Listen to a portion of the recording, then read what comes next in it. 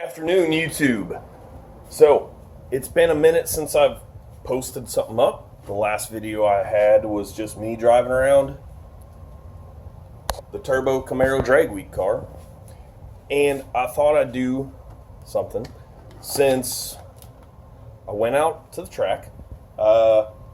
Didn't really go as planned, but we were working through some issues, and that's always important on the first time you hit the dyno or go to the track. So what I thought I would show is doing a filter change, except I'm going to cut it open with this guy because I really haven't seen too much of that. Now it probably is, I'm just not watching the right videos, whatever. But hello, Miss July. But you know, why not film it and then we can see what's actually going on in the motor.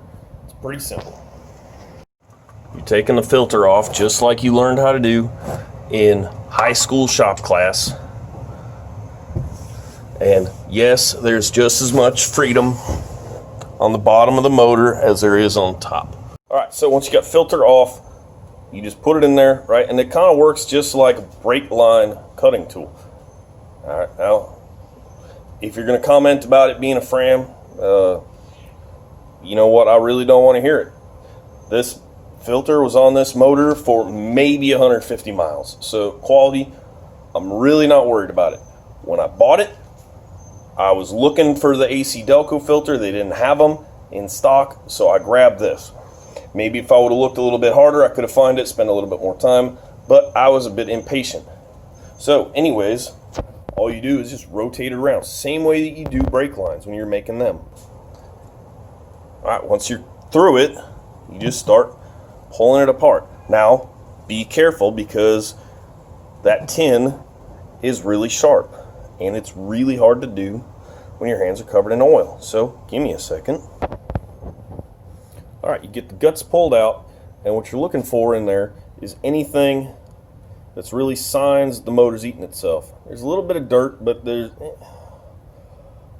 I'm not seeing anything I'm really overly concerned about. And then you look in the filter, and you're looking for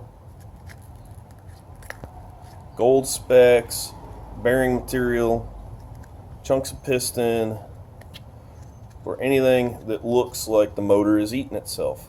This looks like the filter's doing its job, but nothing too serious. Next step, just fill the filter back up with oil, put some lubricant on that O-ring. You want to make sure you have some oil pressure as soon as you fire it, and toss it back in the car, and good to go. The cut in the filter, excuse me, the cut in the filter is just a good way to keep an eye on what's going on with your motor without having to do an entire oil change, or, I mean, even on a regular oil change, like on your daily driver, you can see what's going on in the motor and see if it's getting hurt before it's actually hurt.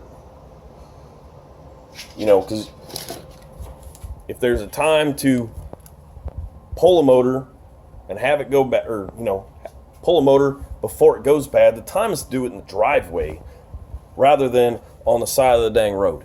But, I mean, hey, that's all there is to it. It's just that easy. All right, that pretty much wraps it up for this episode of Trailer Park Motorsports. Like, comment, share, subscribe. Do whatever your heart pleases. All right, be a good person and wash your hands. With that, we out.